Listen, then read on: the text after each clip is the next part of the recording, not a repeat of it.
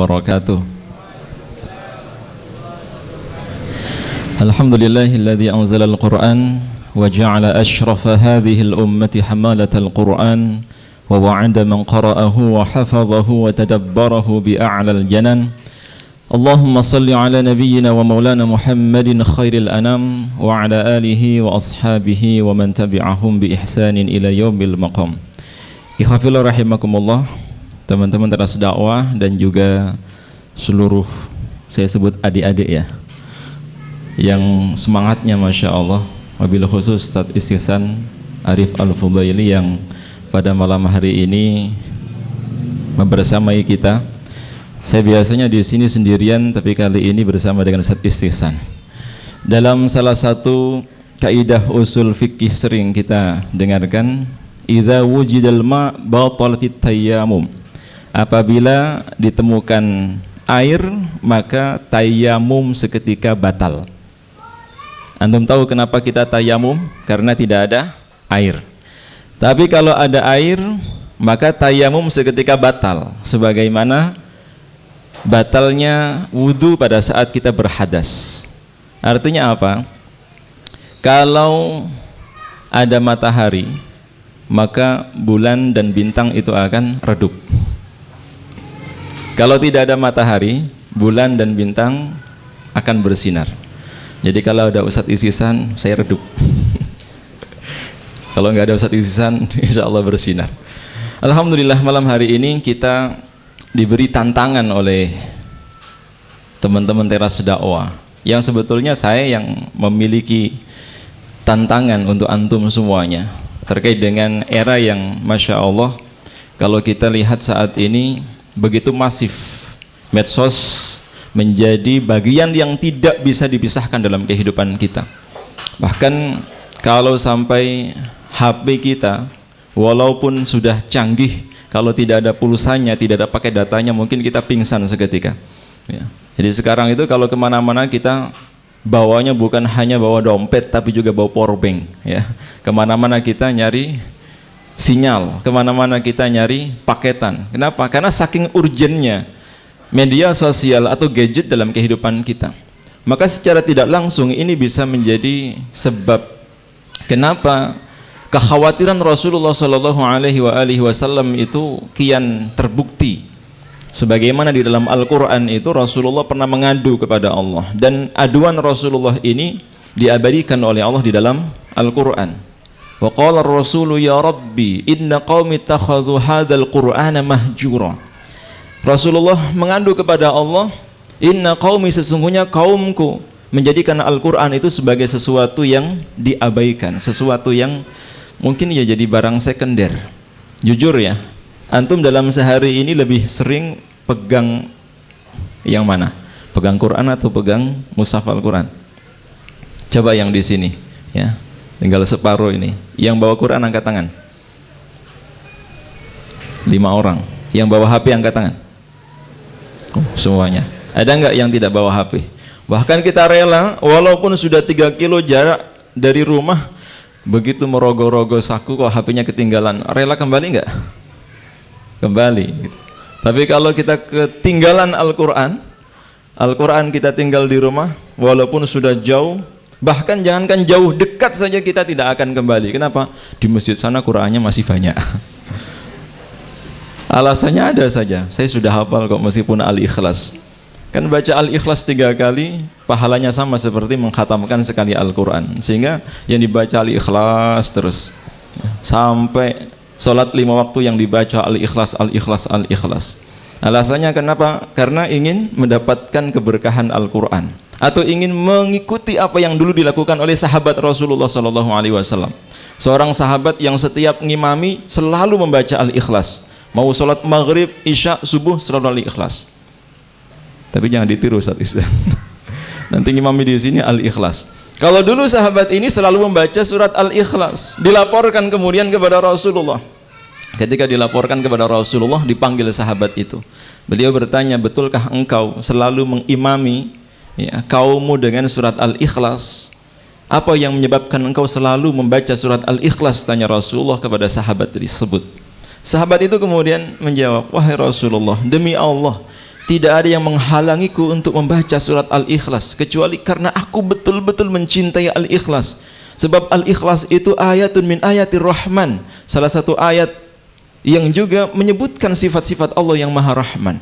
Setelah mendengar itu, kemudian Rasulullah SAW bersabda, kalau betul apa yang engkau ucapkan, maka sungguh engkau akan masuk ke dalam surga dengan surat Al-Ikhlas.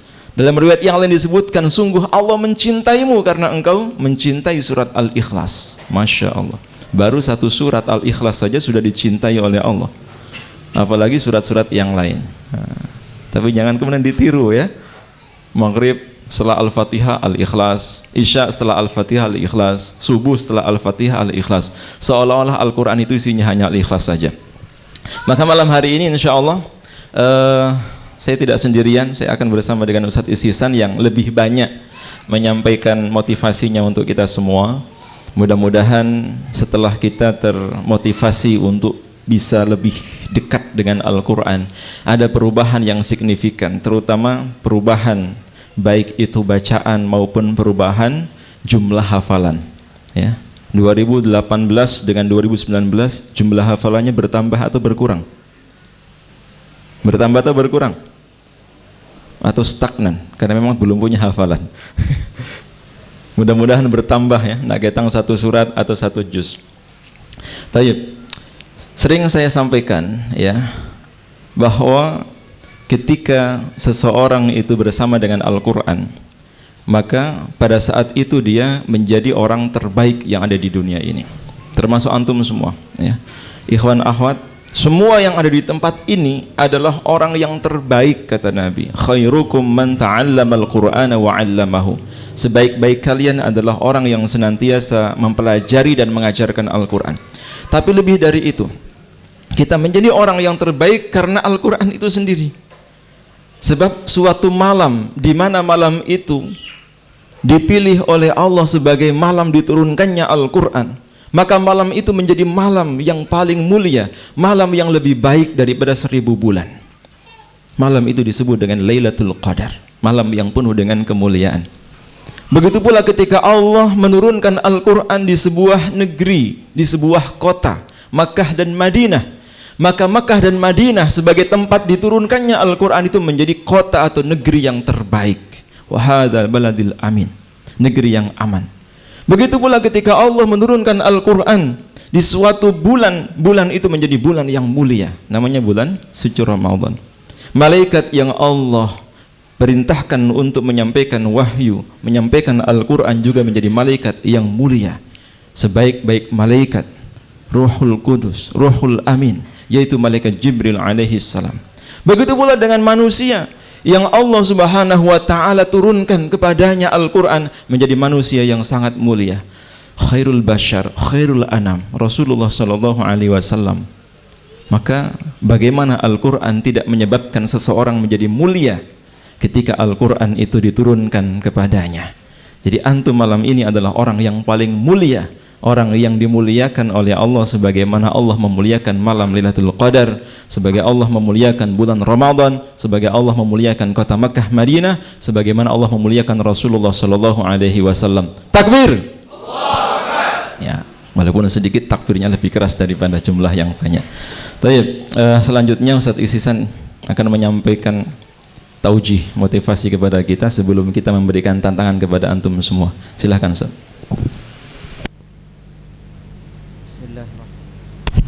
Bismillahirrahmanirrahim. Assalamualaikum warahmatullahi wabarakatuh. Alhamdulillahilladzi anzala ala 'abdihi al-kitaba wa lam yaj'al lahu 'iwaja qayyiman liyunzira ba'san shadidan min ladun wa yubashshira al-mu'minina alladhina ya'maluna as-salihat anna lahum ajran kabira. Qala Allah ta'ala fil Qur'anil 'azim, a'udzu billahi minasy syaithanir rajim. إن هذا القرآن يهدي للتي هي أقوم ويبشر المؤمنين الذين يعملون الصالحات أن لهم أجرا كبيرا. وقال رسول الله صلى الله عليه وسلم لا حسد إلا في اثنتين رجل آتاه الله القرآن فهو يتلوه آناء الليل وآناء النهار ورجل آتاه الله المال فهو ينفق آناء الليل وآناء النهار. Amma ba'du, teman-teman saya yang dirahmati oleh Allah Subhanahu wa taala. Kalau kita kaji hadis yang saya baca tadi, la hasada illa fitnatain. Ya, tidak ada hasad atau dengki atau iri, ya, iri kecuali kepada dua orang, kata Rasulullah sallallahu alaihi wasallam, iri kepada ahlul Quran. Rajulun atahu Allahul Quran fahuwa yatluhu ana al-laili wa ana an-nahar. Kita iri kepada mereka, orang-orang yang sudah menghafal Al-Quran. Anak kecil umur 5 tahun sudah hafal Quran. Kita iri kepada mereka. Maka kata Rasulullah SAW, dianjurkan kepada kita untuk iri kepada dia. Bukan hanya iri, tapi kita praktekkan. Jika kita ingin menghafal Quran, kita hafal Al-Quran. Jika kita ingin menjadi pembaca Al-Quran, kita baca Al-Quran setiap hari. Makanya seorang muslim, ya, satu hari minimal membaca Al-Quran 1 juz. Itu minimal, mas, ya. 1 juz itu paling sedikit, kata para salafus soleh. Kalau nggak bisa 1 juz, 5 lembar. Kalau kita mau bagi 5 lembar, setelah subuh 1 lembar, 1 lembar, 1 lembar, 1 lembar. Enteng sekali 5 lembar, ya. Terkadang 5 lembar saja berat bagi kita. Kalau nggak bisa 5 lembar, 5 halaman. Bisa nggak kita baca 1 hari 5 halaman? Ya. Terkadang kita masih belum sempat membaca Al-Quran 1 hari walaupun 5 halaman saja, ya. Padahal kalau kita bagi bisa 1 halaman 1 kali salat, 1 halaman, 1 halaman, 1 halaman. Pada salat kita baca 1 halaman. Kalau nggak bisa 5 halaman, 1 halaman, 1 halaman 1 hari. Ya, kebangetan, mas, masya Allah, ya. Padahal kita punya banyak surat favorit, Ar-Rahman, Al-Waqi'ah, Al-Mulk, An-Naba. Itu udah berapa halaman? Banyak sekali. Kita baca setiap hari itu. Jika kita mengaku diri kita orang yang paling sibuk dengan pekerjaan kita, sibuk dengan sekolah kita, sibuk dengan kuliah kita, tapi di antara kesibukan kita sempatkan sedikit saja untuk Al-Quranul Karim, ya. Bahkan para qurra, para ulama qurra, ya, para syekhul qurra mengatakan, jangan sampai Al-Quran itu menjadi bagian dari hidup kita, tapi jadikan Quran itu adalah hidup kita, bukan cuma bagian, ya. Makanya kalau kita melihat para ahlul Quran, para qurra, para syekh, mereka yang hafid Quran, yang menghafal Quran, mereka jadikan dalam 1 hari berjam-jam untuk Al-Quran. 24 jam, misal dia jadikan 5 jam untuk Al-Quran saja, dan 5 jam itu dia sibukkan dengan Al-Quran saja, ya. Masya Allah, mas, ya, Quran tuh berkahnya, masya Allah, berkahnya begitu besar. Bahkan kata Umar bin Khattab radhiyallahu anhu, wahai para qurra, menghafal Quran, membaca Al-Quran, sungguh Allah akan memberikan masa depan terbaik bagi kalian yang ingin menjadi ahlul Quran. Bahkan Al-Quran mengatakan sendiri bahwasanya aku ini mudah, kata Al-Quran, mudah dibaca, mudah dihafal, mudah dipelajari. Walaqad yassarnal Qur'ana lidzikr fahal mim muddakir. Maka siapa yang mau membacanya, maka siapa yang mau mempelajarinya, khairukum man ta'allamal Qur'ana wa 'allamah. Sebaik-baik dari kita adalah orang yang belajar Al-Qur'an, ya. Belajar itu bisa belajar cara membacanya, cara membaca dengan makhraj yang baik, dengan tajwid yang baik, dengan maqamat yang baik, dengan irama yang bagus. Kemudian yang kedua, belajar cara memahaminya, ya, ilmu alatnya. Misal kita belajar bahasa Arab, cara membaca, cara memahami Al-Quranul Karim. Wa 'allamah, ya, setelah kita belajar Al-Quran, mengajarkannya. Maka kalau kita lihat para qurra zaman sahabat, Zain bin Thabit, Ibnu Mas'ud, Masya Allah, mereka semua para qurra. Bahkan mereka itu tidak menambah hafalannya sebelum mengamalkan. Ya. Hafal satu ayat, diamalkan dulu baru ngafal lagi. Ya. Bagaimana dengan kita? Bisakah kita berlama-lama dengan Al-Quranul Karim? Padahal Al-Quran itu Masya Allah indah. Ya. Coba kalau kita lihat kaum Quraisy ketika zaman Rasulullah SAW, mereka membenci Al-Quran, membenci Nabi Muhammad SAW. Bahkan dikatakan wa ma huwa biqauli syair, biqauli kahin, dikatakan itu syair, kahin. Ya, bahkan Rasulullah dikatakan tukang tenun. Tapi mereka sembunyi-sembunyi mendengarkan Al-Quranul Karim di malam hari, datang ke rumah Rasulullah sembunyi-sembunyi ingin mendengarkan indahnya Al-Quranul Karim. Bahkan para jin saja datang untuk mendengarkan Al-Quran. Wa idh sarafna ilaika nafaran minal jin yastami'una al-Quran falamma hadaruhu qalu ansitu. Dengarkan kata para jin Al-Quranul Karim. Allah Subhanahu wa taala berfirman dalam surat Al-Isra, "Qul la in ijtama'atil insu wal jin ala an ya'tu bimithli hadzal Qur'an la ya'tuna bimithli." Katakanlah wahai Muhammad, la in ijtama'atil insu wal jin, andaikan dikumpulkan jin dan manusia untuk membuat sesuatu yang semisal dengan Al-Qur'anul Karim, sampai hari kiamat pun tidak akan pernah ada yang bisa. Bahkan rahasia bagaimana Al-Quranul Karim sampai sekarang masih utuh, tidak ada yang bisa mengubah setiap makhrajnya, itu karena mereka-mereka yang menghafal Al-Quran, karena mereka yang telah mempelajari Al-Quran dengan baik. Ya, baik. Karena mereka yang pelajari Al-Quran dengan baik, belajar makhrajnya, tahsinnya, bahkan mereka mendapatkan ijazah, ya, mendapatkan sanad, ya, mendapatkan bacaan Al-Quran yang terbaik dari seorang guru, dan gurunya belajar terus ke gurunya sampai kepada Rasulullah. Maka itu rahasia Al-Quranul Karim sampai sekarang masih utuh. Maka mari kita mulai dari sekarang untuk semakin dekat dengan Al-Quranul Karim. Kita mulai dari sekarang. Kalau kemarin-kemarin kita cuma membaca 3 ayat, 4 ayat, kita tambah porsi membaca Al-Quran kita.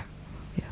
Insya Allah Al-Quran akan memberikan keberkahan bagi hidup kita. Kalau kita kerja, insya Allah akan memberikan keberkahan bagi pekerjaan kita, akan memberikan keberkahan bagi sekolah kita, insya Allah ta'ala. Kita cukupkan dulu, insya Allah kita lanjutkan ba'da isya. Jazakumullah khairan katsiran. Subhanakallahumma wa bihamdik, asyhadu an la ilaha illa anta, astaghfiruka wa atubu ilaik.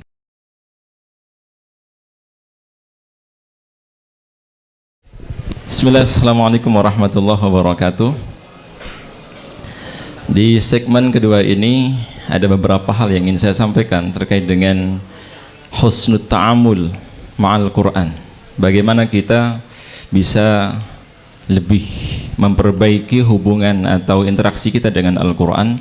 Sebelum nanti kita akan sharing dengan Ustadz Isisan, kita tidak akan mungkin bisa seperti umat terdahulu kalau kita tidak kembali seperti mereka. Dan mereka itu kata Nabi, khairul quruni qarni thummal ladzina yalunahum thummal ladzina yalunahum. Sebaik-baik generasi adalah generasi yang hidup di zamanku, kemudian setelah itu begitu seterusnya.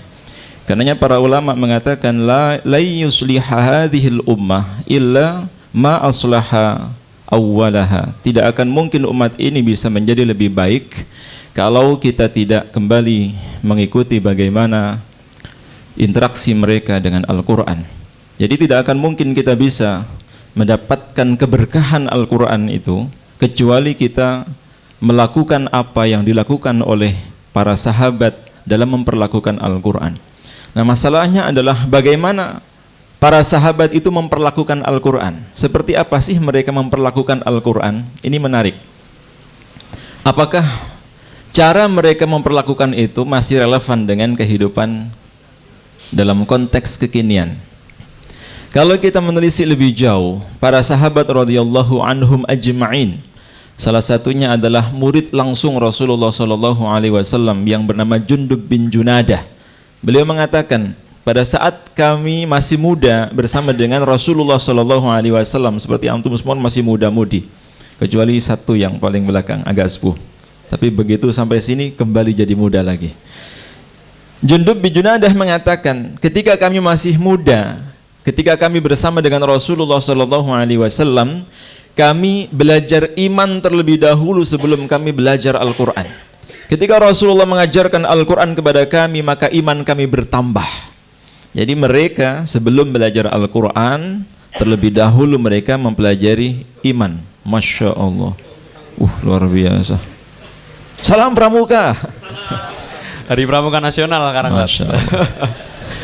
Setelah ini apa lagi ya? Setelah ini apa lagi ini? Keren ya, Masya Allah. Seharusnya Pramukanya berdiri di sini ya. Setelah Pramuka terus hansip gitu. Jadi sebelum antum belajar Al-Quran, seharusnya yang dikenal terlebih dahulu, yang dipelajari terlebih dahulu adalah tentang tauhid, akidah atau iman. Karena dengan pondasi iman yang kuat, kemudian kita mempelajari Al-Quran, otomatis Al-Quran yang kita pelajari itu akan menambah keimanan kita. Zadathum imana. Sebab betapa banyak orang yang langsung belajar Al-Quran tanpa didasari dengan keimanan, sehingga Al-Quran itu hanya sampai di kerongkongan. Suaranya bagus, lantunan ayat Qur'annya begitu merdu dan indah, tetapi tidak sampai menembus relung hatinya. Sehingga apa yang terjadi? Al-Quran yang dia baca, termasuk yang dia hafalkan, itu tidak merubah perilaku, tidak merubah sikap, bahkan tutur katanya. Artinya Al-Quran tidak membekas dalam kehidupannya. Na'udzubillahi min dzalik. Maka poin pentingnya adalah antum harus belajar iman terlebih dahulu, belajar tauhid terlebih dahulu, mengenal Allah, baik itu dari segala sifat-sifatnya, termasuk juga sifat-sifat Allah lainnya. Tidak hanya Ar-Rahman Ar-Rahim, tidak hanya Ar-Razzaq, tidak hanya Al-Wahhab, termasuk juga sifat-sifat yang lainnya. Kita pahami bagaimana Allah Subhanahu wa taala menjelaskan asma dan sifatnya, bagaimana tauhid uluhiyah dan juga rububiyahnya. Karena di dalam Al-Qur'an itu semuanya akan dibahas dengan detail. Sehingga kalau kita sudah punya Al-Qur'an, Al-Qur'an itu akan menambah keimanan kita. Al-Qur'an akan semakin memantapkan keimanan kita.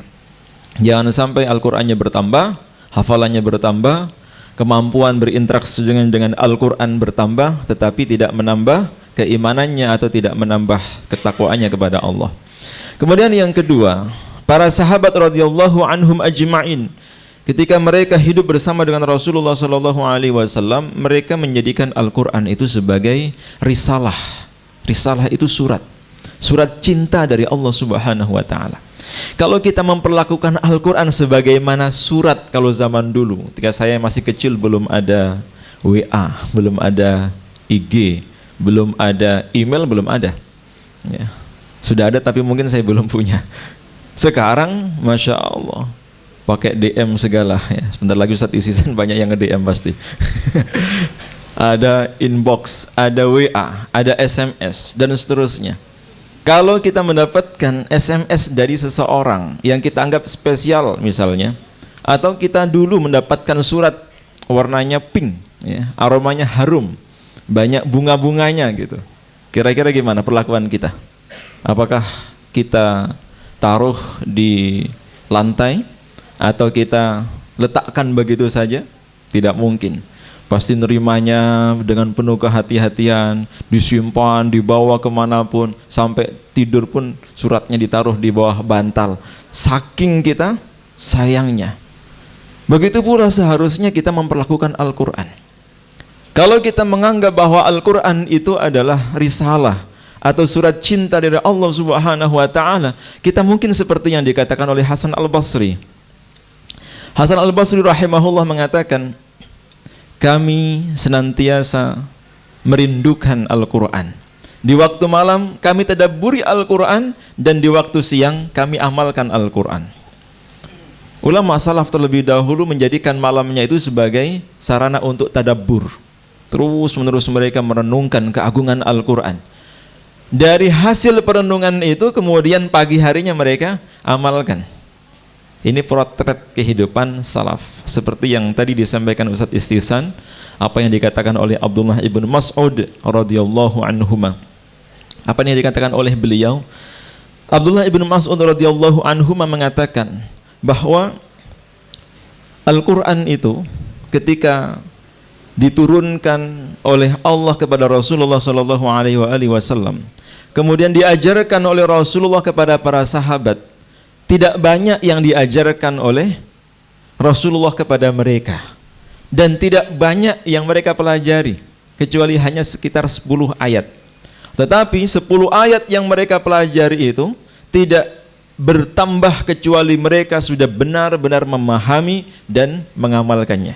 Jadi ngajinya nggak banyak-banyak ya, setiap hari mungkin 1 ayat, tapi betul-betul maksimal gitu, baik bacaannya, kemudian tadaburnya, sampai benar-benar bisa mengamalkannya. Ini mereka jauh sekali dengan kita. Coba kalau misalnya kita malam sampai ketiduran, tangan kita masih pegang Quran atau HP? HP atau Quran? HP, jujur. Ya, HP. Saya nggak percaya kalau ada anak muda sekarang kemudian ketiduran sambil pegang Quran, meluk Quran, berbantalkan Quran, kecuali di pesantren. Ya, kecuali di ma'had. Kalau di pesantren, entah itu ada yang memang sengaja nggak bisa tidur terus buka Quran, tiba-tiba angop kemudian ketiduran. Seolah-olah Al-Quran itu sebagai obat insomnia. Gitu. Nggak bisa tidur buka Quran, baru ta'awud sudah kelengar. Gitu. Belum masuk basmalah, belum suratnya. Ya Allah. Seolah-olah menjadi rahasia umum. Nggak bisa tidur, baca Quran. Al-Quran ini obat tidur paling mujarab, kata mereka. Padahal kalau dulu para sahabat itu begitu mendengar Al-Quran, mereka nggak bisa tidur. Kalau sudah mendengar Al-Quran, mereka tidak bisa tidur, karena mereka menganggap bahwa Al-Quran itu adalah ma'dubatullah, hidangan Allah.